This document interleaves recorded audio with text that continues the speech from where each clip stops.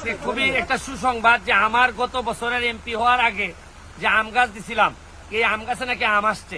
তো উনি আম গাছ দিছিল, উনি বললো যে আপনার গাছের আম আপনি নিজের হাতে পারবেন, এবং আমি বলছি যে 10,000 টাকা পুরস্কার দিব যে প্রথম আমার আম দিবে আমার গাছের আম। চলো চলো দেখি পুরানো আম, পুরানো।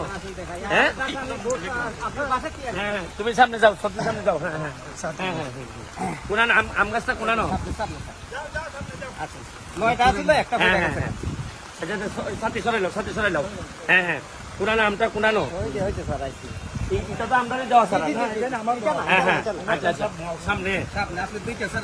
হ্যাঁ হ্যাঁ হ্যাঁ, বালানি দেখি দেখি পুরানো। এটা কোন দিনের? এটা কবে লাগাইছিল? তাই যত্ন, এই যত্নের কারণে হয়েছে আসলে। হ্যাঁ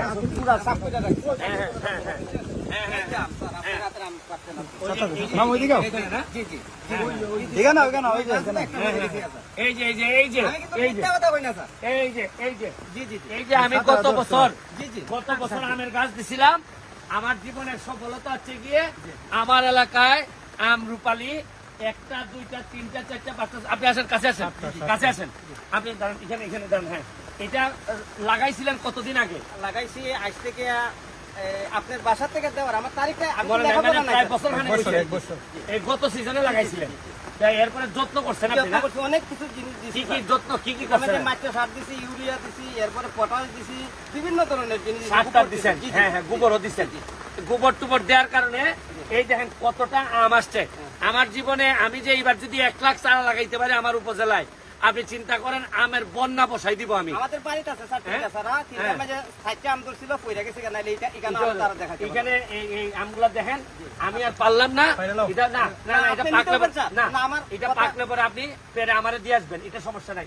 কিন্তু দেখতে অনেক সুন্দর লাগতেছে। এটা একটা সাক্ষী বানাই দিলাম যে চাইলে একটা এলাকারে আপনি কি বানাইতে চান, চাঁপাইনবাবগঞ্জ, আপনি বগুড়া, আমি তাও চাই না, আমি মালয়েশিয়া বানাইতে চাই বা এর চেয়ে বড় কিছু হইতে চাই।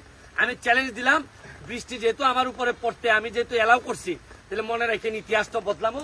আমার চারা গাছ, আমার আম গাছে আমি কোথায় নিয়ে যাই, সারা আমার এলাকা আমে আমি পরিপূর্ণ করে আপনাদের এখানে রপ্তানি করবো।